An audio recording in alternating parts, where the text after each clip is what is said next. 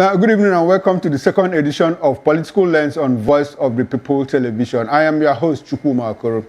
Political Lens is a one-hour show that brings to sharp focus the actions of political actors who take decisions that affect our daily lives. Each day, we'll bring to your screen actors that have shaped the political landscape, giving them the platform to defend their actions, if in context, and also offer alternative policy directions if they are not in government. But before we get into all of that, do well to subscribe to our YouTube channel on Voice of the People TV and on other social media platforms. You are at VOP TV Live.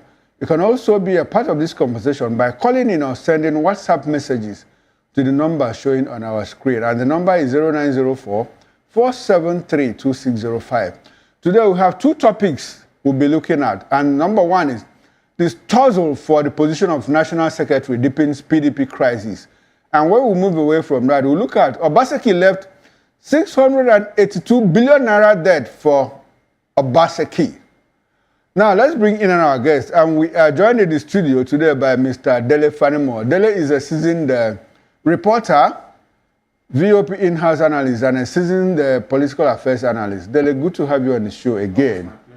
Very good to have you. Thank you very much. It's another record today. Another record. Second edition. Maybe in the next 10 years, we'll revisit We'll play back. Throwback. Yeah. Throwback to the beginning of Political Lens. All right, thanks very much. Now, okay, we also have Barrister Osapowan Ogie-Hiake. He's a lawyer, politician, and former member of Edo State House of Assembly, and who represented the Oriom 1 South constituency in Edo State. Good evening, Barrister, and good to have you on the show. It's my pleasure to be with you. Good evening. Good evening, good evening. Good to have you. Now, this is Political Lens. Now, very big one. Pleasure is mine any day. Now, let's get into the meat of the matter. Now, let's get into the first topic. The tussle for the position of National Secretary deepens PDP's crisis.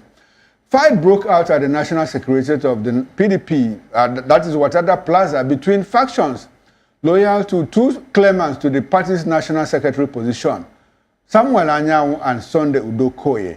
Now, Okoye, during the board of trustees meeting, was shoved out of the meeting venue as tensions fled between the two parties. What began as a confrontation over UDE-OKOYE's entry into the meeting quickly escalated into a physical altercation, with both men's supporters clashing and security forces being called in to restore order. Now, journalists who covered the incident were forced to delete their recordings as the situation spiraled out of control. Unfortunately for them, we also got a clip of what happened, and we saw when UDE-OKOYE was violently pushed out of the venue meeting. Now, in a shocking development, the Board of Trustees and the PDP Governors Forum on Wednesday, that's yesterday, recognized UDE-OKOYE as the authentic National Secretary of the party, despite a stay of execution order obtained by Anyanwu, who has appealed the judgment. This development comes amid an ongoing struggle for power to control the soul of the party between camps loyal to former Vice President Atiku Abubakar and FCT Minister Nyesom Wike, raising serious concerns about the party's stability and unity. Oh, well, let's, Barrister, let me come straight to you. In the light of everything that is happening, can you walk us through the tension, the crisis within the PDP with regard to the struggle for who is the authentic National Secretary of the party? I mean, the story is a very familiar one. Samuel Anyanwu took permission, according to him, to go and contest the position of governor for Imo State. He lost and came back to assume that position. Meanwhile, in his absence, the Southeast Caucus in the PDP said, look, UDE-OKOYE should become the secretary, the National Secretary of the PDP. Samuel Anyanwu came back and started contesting for that position. We also understand that the PDP constitution does not specifically state that when someone wants to go and contest a position, he must resign officially and all of that. Please, can you walk us through? We want to understand what is happening within the PDP. You are a lawyer. I want you to give us a legal angle to all that is happening within the PDP. Well, the much I can say is that for the PDP, struggle for control, power, and offices is not a new thing. It's not they are not alien. The party is not alien to such crisis. We have it has been seen manifestly clear. You know, when at the time there was a struggle as to who was the authentic national chairman, where we had the like of Modi Sharif and the former governor of Sokoto State at that time. You know, it's been honor, or I think the latest one that you have also rightly identified is the one that that came to fore following the seeming loss of the current minister of the FCT in the his quest to fly the party presidential flag in the last presidential national general election, as it were. So this has been ongoing, and one would say is some respect that some of the problems or leadership crisis in the PDP appears at some point to be self-inflicted, while in another angle to it is to see it as the handiwork of opposition party element, as it were, in the or rival party interference, you know, in a bid to weaken the PDP, you know, as a formidable opposition, as it ought to be. But you see, if you ask me to speak on it, you know, beyond partisanship, as a legal practitioner and as a lawyer, I want you to do, you know, I want you to, you know, yes, let us understand the legal implications. I mean, there is an appeal, there is a stay of execution, you know the history, that both courts, we have a federal a high court in Enugu and another one in Abuja that gave judgment saying, look, UDE-OKOYE is the validly elected or nominated secretary of the PDP. Now, Samuel Anyanwu went to an appeal court in Abuja and obtained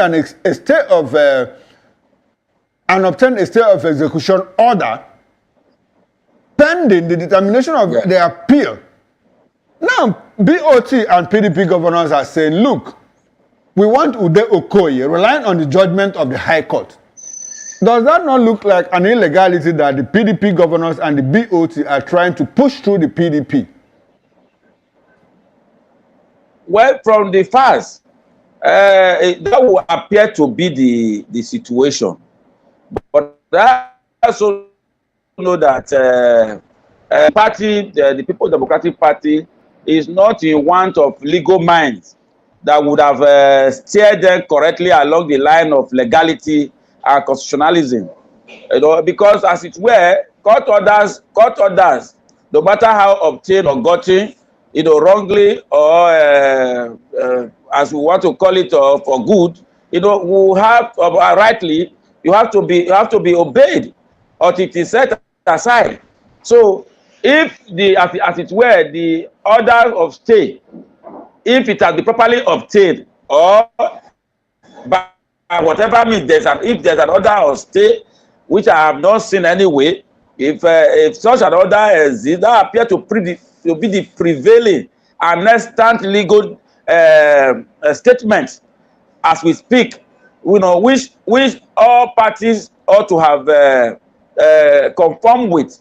You know, the BoT, I wouldn't know what advice they have gotten, legally speaking, to have gone ahead to seemingly act in contravention of the state. You know, so the point remains this, and that is what what I was going to say, is that, you know, we seemingly act with impunity in this part of the world. You know, we pay allegiance or obedience, we pay lip service to the principle of the rule of law, obedience to court decision, you know, And we are quick again to praise the judiciary to high heaven when their decisions favors our own position in a political contest such as this. But I think this high time we moved ahead of that that kind of culture. You know, it doesn't brew any good tidings for our democracy. Democracy as a culture tries so much more on the rule of law. You know, all that actions taken in contraventions of the rule of law, court decisions and all that, you know, it cannot be seen in other in any other light than the tendency of people to take the law into their hands. Okay. You know, so for me, like I said, I am not a part of the PDP legal team or to appear to speak for them as their lawyer, but I can only speak on general principles of law. Okay. And that is why I say people must learn. We must learn to obey court orders, no matter how it seems to us. And there are always avenue for ventilate grievances by way of appeal. Okay. If the decision of that seemingly stay the further action on the recognition of one of the parties to the feud, you know, is made by court. All parties are ought to obey. Okay. All right then. Thanks very much, Barrister Osakwe. Please do stay with us. Let's come back to Osakwe Ogeriaki. Your name is tongue twisting. Yes. Your name is tongue twisting, but as a Nigerian, I must learn how to pronounce your name. It's an Edo name. Quite tongue twisting, but it's okay. I'll learn to pronounce your name. Now, please do stay with us. We'll come back to you. Let's come back to the studio where we'll have Mr. Dele Fanimo. Dele, look at what is happening in PDP. I mean, the lawyer just said that, look, it's more like going against the rule of law. You know the story. I mean, 2 high courts gave judgment. Now, one person went to an appeal court and obtained a stay of execution. And the BoT and the Governors Forum are insisting on implementing the judgment of the lower court that suits them. What does that tell you about the problem in the PDP? Does it look like the PDP, but like all the big wigs in the PDP, does it look like they are ready to resolve the crisis within the PDP if they have to go against a court judgment? You know, when you are used to a particular line of thought, even when it's not in the right direction, you tend to believe it, just like somebody who ties lies a lot. At some point, that person begins to see lies as truth. PDP today is an offshoot of PDP. PDP today is PDP in opposition. But PDP in opposition today was once in government. And if there is one person that understands and knows how to break rules, it was Obasanjo when he was holding sway. Okay. Break rules? Yes. When the Supreme Court said he should pay Lagos State, didn't he pay? Did he pay? He paid. He didn't. He paid. Obasanjo didn't pay. It was Yar'Adua that came to pay. Are you sure? Yes. No, Obasanjo find paid. out. Well, I'll find out. He never paid. Okay. It was Yar'Adua that paid. Throughout his tenure, he defied all court judgments on Lagos State withheld local government fund. It was Yar'Adua that came to pay. And the balance was paid by Jonathan. So, if he was not ready to trample on justice, would it have allowed Ngige to be taken out of government house? And when Ngige went to court, was he able to? So are you saying that what is happening in PDP now is a carryover of the Obasanjo? It's a carryover. Is it a PDP now? Is it a Nigerian thing? Because we also saw Buhari disobey court orders. You know, there was a sort of interregnum between the Third Republic and the Fourth Republic. And that interregnum was between 1984. No, the Third Republic came in 1991. In 1991. And that one we cannot. It was a pseudo democracy we had then. By Babangida. No. By Babangida. Babangida, a military president. Okay. Superintending that ended in 1995. Yes. Then between 1995 and 1998, we had Abacha and Shoneko. Exactly.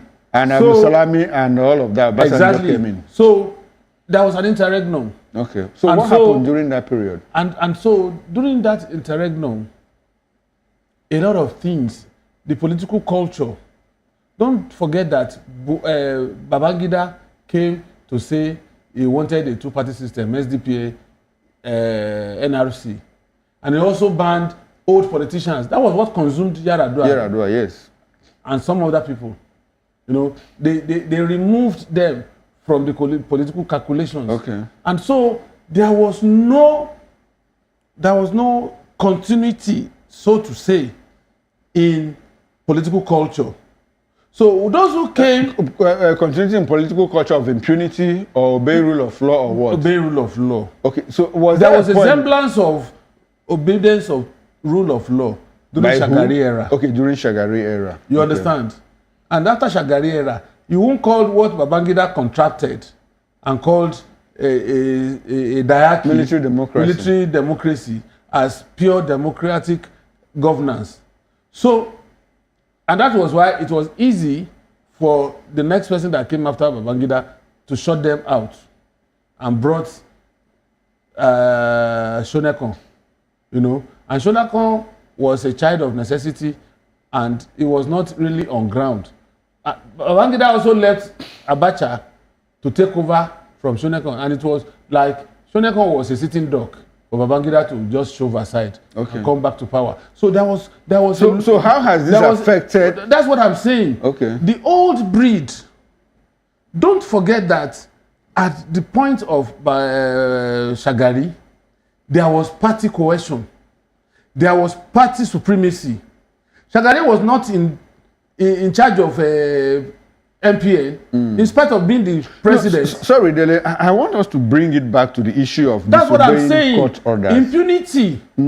Impunity started with the Fourth Republic. And those who ought to be in the know when they were in the saddle are these people that are also carrying on with impunity. They never... A lot of people will say that it's been impunity all the way. If you read Shehu Shagari's biography, you know, he said much about how the legislature, even the judiciary, was even corrupt at that time between 79 and 83. You see, corruption is not the same thing as impunity.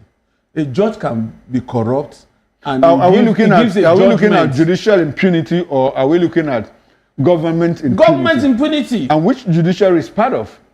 You see, when you say judiciary is part of it, there was no conflicting judgment in this matter of two imagined secretary of PDP. So what will you call two-third majority of 19 states? Wasn't it a judicial impunity? No, it wasn't judicial impunity. What was it? It was who assented to that judgment. Who was the chief judge then? Who was the CJ? Showemimo or who? No, it wasn't Showemimo. Okay, who was the CJ then? Who was the CJ? Because a lot of people dispute that two-third of 19 states. So they even ascribe the fact that it was judicial impunity. Well, let's agree without conceding. Let's come back to the issue of... Let's agree without conceding. Okay. But what I'm telling you is that these babies, quote and unquote, okay, because PDP, of what happened inherited from Obasanjo. Okay. Obasanjo had all the opportunities to make sure that judiciary's pronouncement was sacrosanct. Who did Buhari inherit from? Buhari? Yes. Of course, there was some template. Buhari came to also accentuate the template that was already on ground. Left by who? General Buhari or by Jonathan? By Obasanjo or Jonathan? Governance is about continuity now. Okay. So you cannot solely blame Obasanjo for it. Sometimes when something favors you, you don't want to care, especially in politics, you don't want to care if it is right or not. But because it has favored you. You know? So what I'm saying in essence about what is going on now is that in this Fourth Republic, we have seen judicial brigandage at play. And politicians will always latch on what favors them, what address their interests. And that is why a court will give order and a BoT of a political party who is supposed to hold on to rule of law will now go against that particular judgment and pretend as if that judgment does not exist in this without case, vacating that judgment. In this case, there was no conflicting order. Both courts said that UDE-OKOYE is the... That's what you don't understand what I'm saying. But they went to appeal court to obtain a stay of execution order. What is wrong in that? And when you obtain a stay of execution order, it means the status quo ante bellum must and which is that Anyanwu is still the national secretary. Exactly. Until. So my question is, does it look like the PDP, BoT and Governors Forum are the ones causing the problem, being that is killing themselves more like an implosion, while they are blaming APC for the problem within the party? How can they even blame APC? Because that is what is happening. Even the lawyer said that look, APC is the problem. That's what they said. So we were here yesterday and we were saying that PDP was also infiltrating into APC in Rivers State. In Rivers State, yes. Why did they allow it? They are just sounding in red herring. Can they prove it? Article came up to say some stakeholders in PDP and some other parties were taking 50 million naira. I think that's what the lawyer is relying on to say that look, APC is the one causing problem in I don't expect him to rely on that because there has not been any proof. Abure-led Labour Party came up to say, let him come and prove who collected from who. Okay. He has not been able to say who collected from who. Hold on to your line of thought. Let's go back to the lawyer so that he can speak for himself. Barrister, when you said that looks like the ruling government is causing the problem or infiltrating the opposition parties, were you referring to the issue that Atiku Abubakar raised about 50 million naira? And how do you think that Atiku can defend that since he doesn't have evidence? And do you actually believe that the APC is the problem of the PDP instead of PDP being the problem of the PDP itself? Well, I you know, when I spoke, I said that some of those problems are self-inflicted or crisis. Okay. And the others could also be the handiwork of rival political parties, particularly those that can muster influence. And when I say those that can muster influence, it's about those who are in control of power, you know, levers of power. So, and I didn't say that because Atiku Abubakar said it. And I didn't also say because some other persons is abandoning that. But I think it's more or less out of my own reading. Okay. You know, from time. It's not a today's issue. It's been with us. You know the mentality of the Nigerian politician or politicians as it were is to find whatever means they can adopt to liquidate their opponent. You know, we are a people that is largely intolerant of opposition opinion, no matter what. You know, we are not a people that even want to take into consideration the fact that in a democracy, whereas the majority will have their way, the minority must have their say. Okay. You know, that say is even is what even the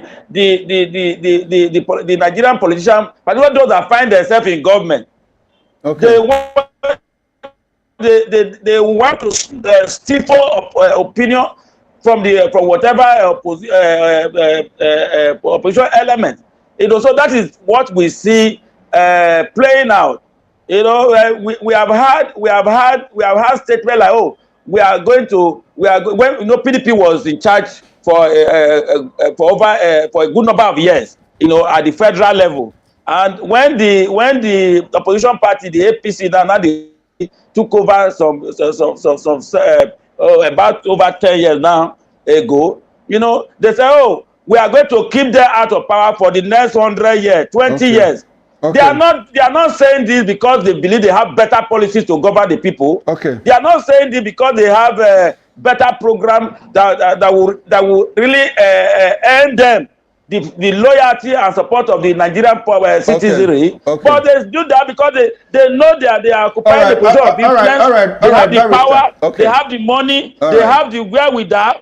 You know, so that is what is playing out. And Very that is well. my own reading. Very well. That is my own reading. Very well. But Yes, Barrister, before we leave this topic and get into the second topic of discussion, I would like for you to help us clear this puzzle.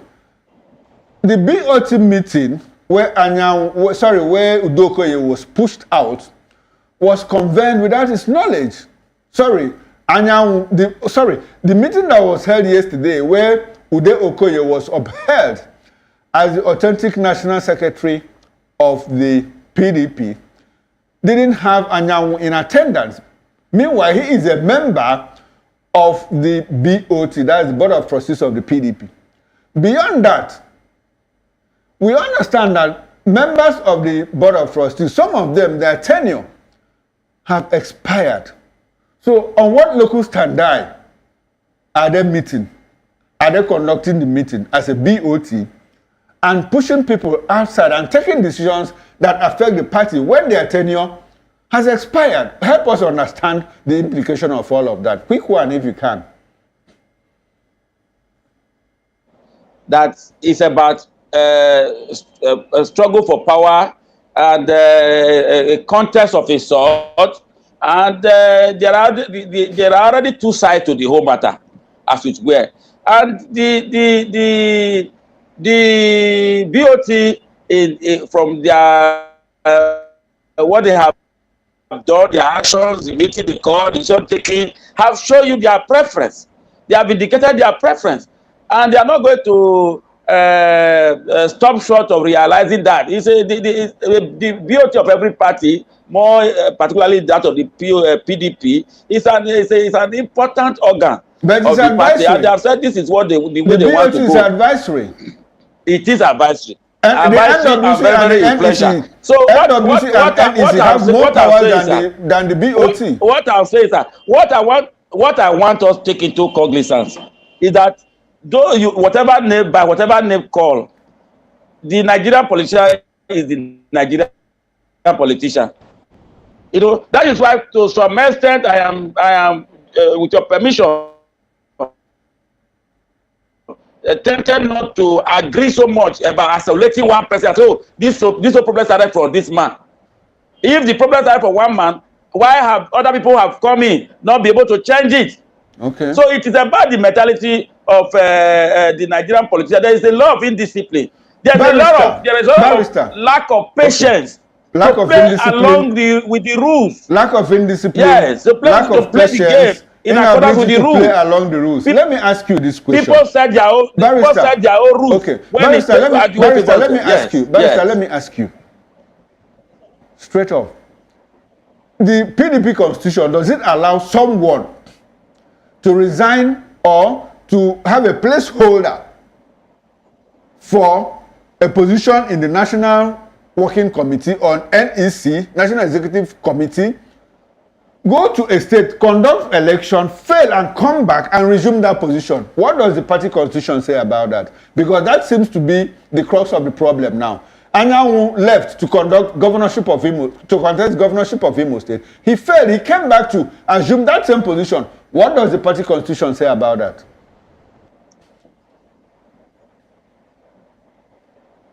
Well, the position of the office does not wait for anybody. Okay. And I may not be too sure about the session now.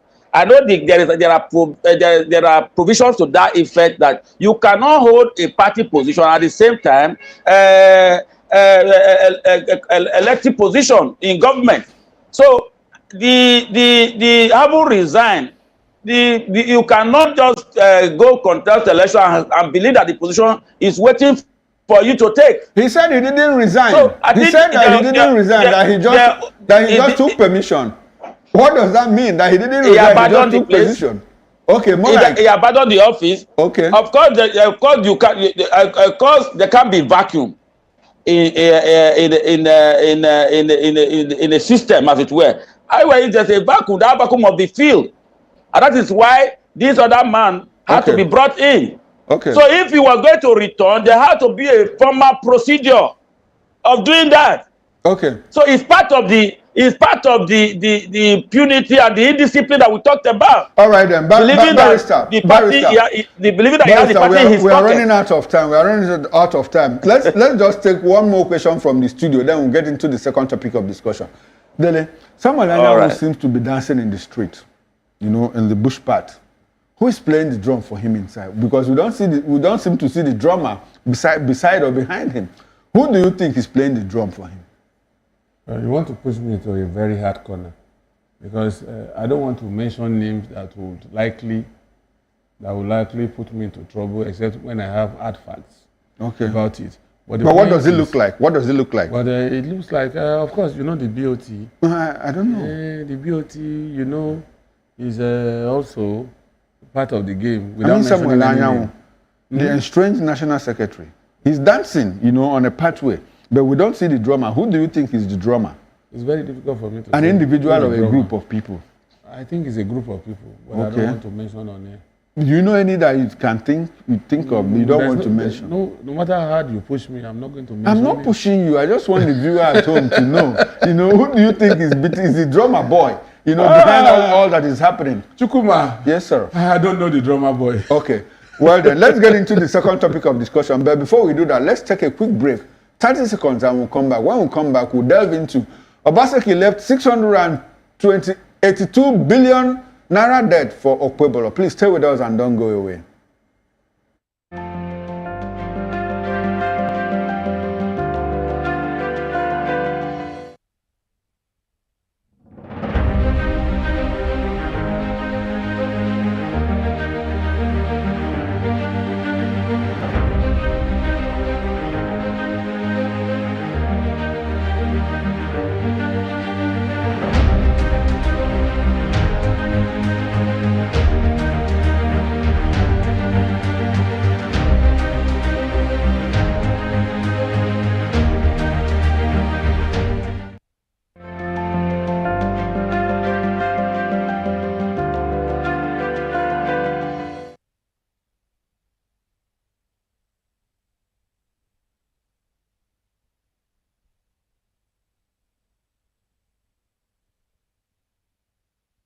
Nigerians around the world.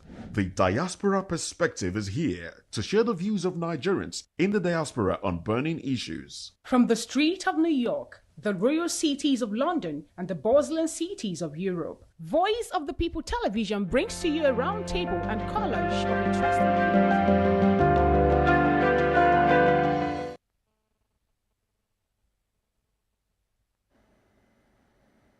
All right, there. Welcome back and thanks for staying with us. And if you are just joining us, this is Political Lens on VOP, that's Voice of the People Television. Now, the Edo State Asset Verification Committee has made alarming revelations that former Governor Godwin Obaseki left a staggering 682.57 billion naira debt for the incoming administration, a dramatic increase of over 900% from the 84 billion naira inherited in 2016. Now, the committee's 3,900-page report revealed financial mismanagement and questionable contract awards. Shocking revelations include irregularities like the award of 22 billion multi-billion contracts worth 22 billion naira for ICT-related projects to 18 companies with 17 billion naira paid as of November 2024.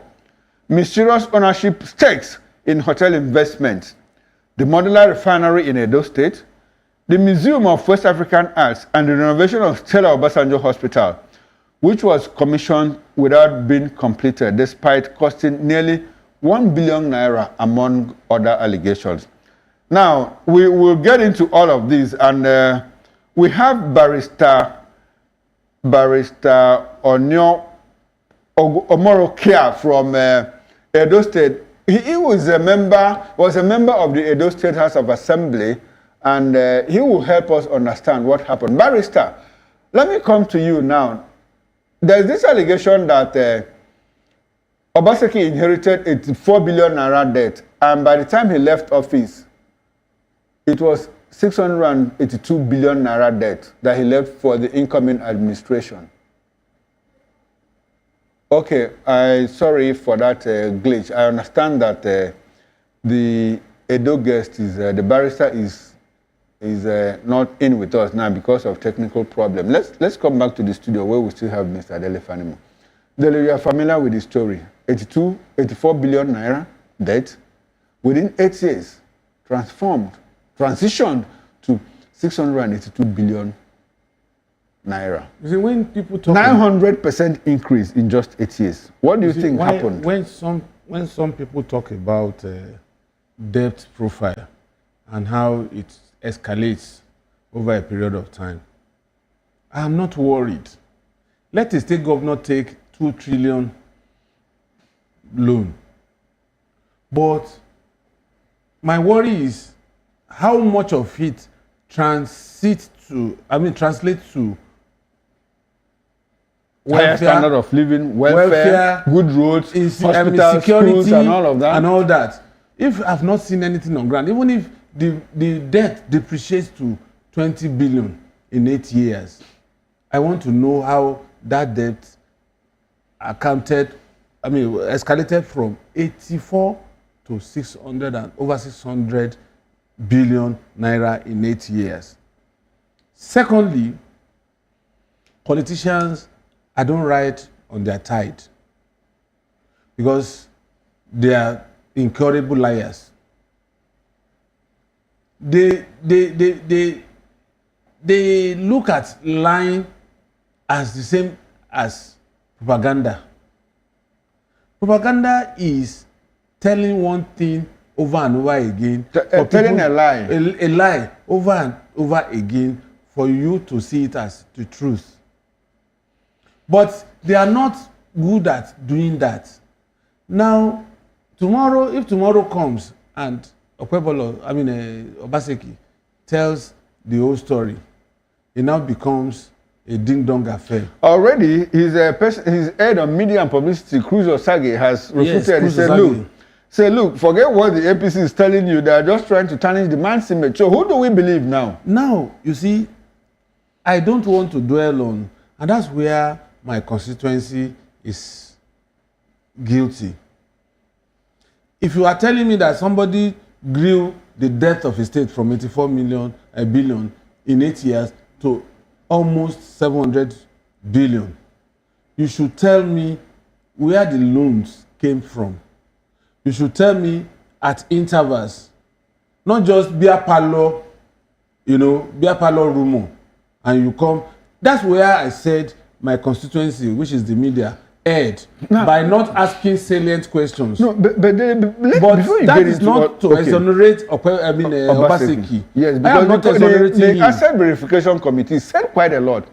They had 3,900 page report, including a certain 22 billion naira for IC-related projects paid to 18 companies, with 17 billion paid as of November 2024, the same month that he handed over to Okpebolo.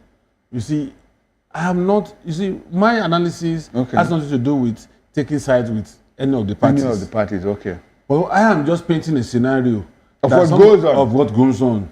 You see, outgoing governments have a way. In fact, what they do most is to create problems for the incoming government, especially when it's another party different from their own party. And one of the ways they create problems is to pad up the workforce, even increase salaries that the new incoming government would have to grapple with in their first 2 years. That's one part. Then they also incur debt. Do you know that even as early as the late 90s, when a governor leaves a state, the moment that announcement is made, the incoming governor that had just been announced during the military era would tell the accountant general to disappear. Because there will always be these last minute approvals. So the accountant general of that state will disappear. Because he wants to retain his job. Because he wants to retain his job. Because the new government will not take kindly to approval made after the announcement that this man is leaving and I'm coming in. So that's the kind of politics they play.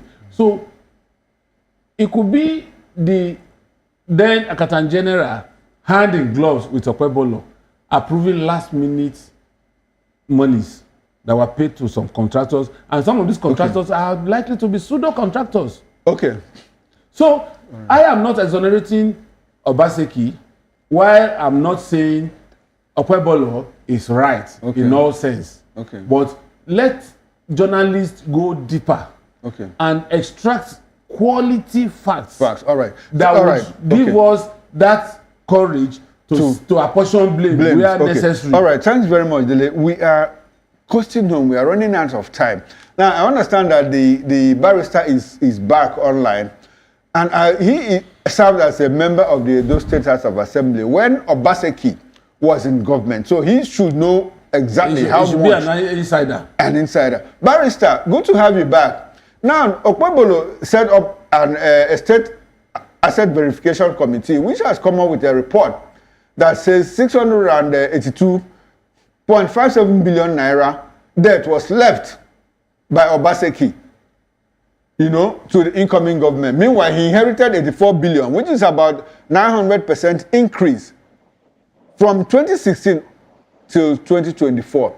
You were part of that administration. You served as a member of the State House of Assembly. How much do you know about what transpired? Please, can you walk us through briefly to understand, because we are out of time. Okay. Well, firstly, let me correct the impression.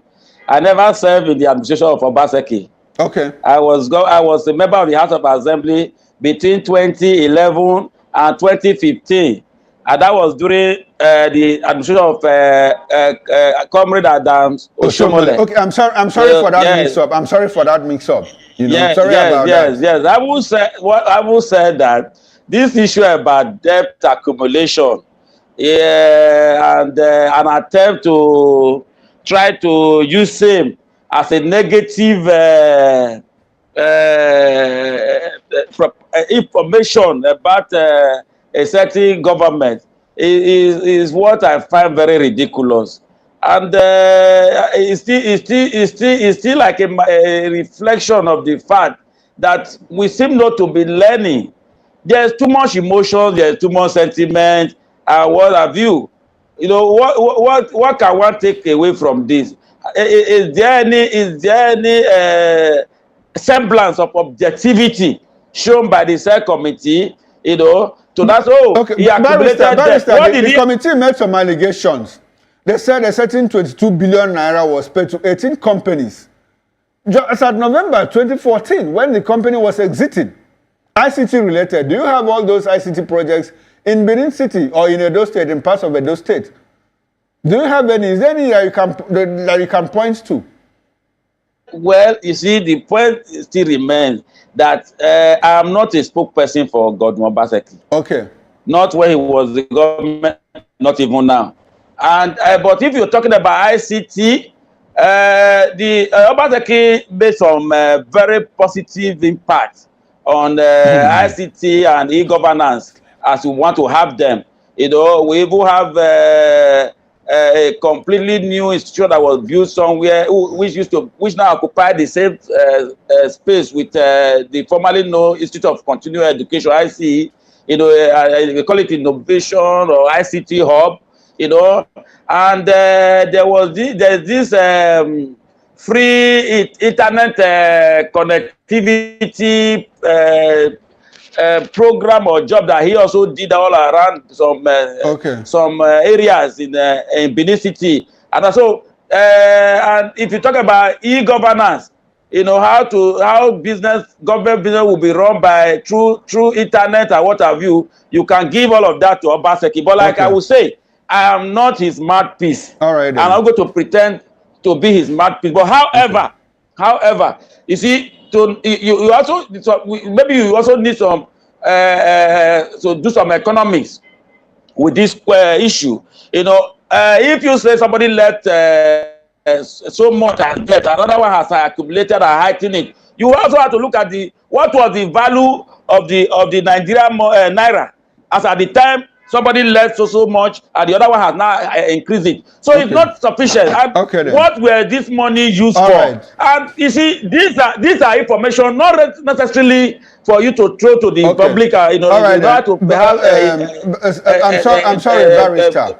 Unfortunately, we have run out of time. I will need you to come back to Political Lens sometime next week so that we can trash out this issue, because I also have a lot of questions to ask you. You were formerly a member of the APC, but now you play with the PDP. I want us to walk around all of those things, you know. So thanks for coming on this show. Now, this is where we wrap up this show on Political Lens. We've been speaking with two gentlemen, Barrister Oriake from Edo State. He was a member of the House of Assembly during the Adams Oshomole administration.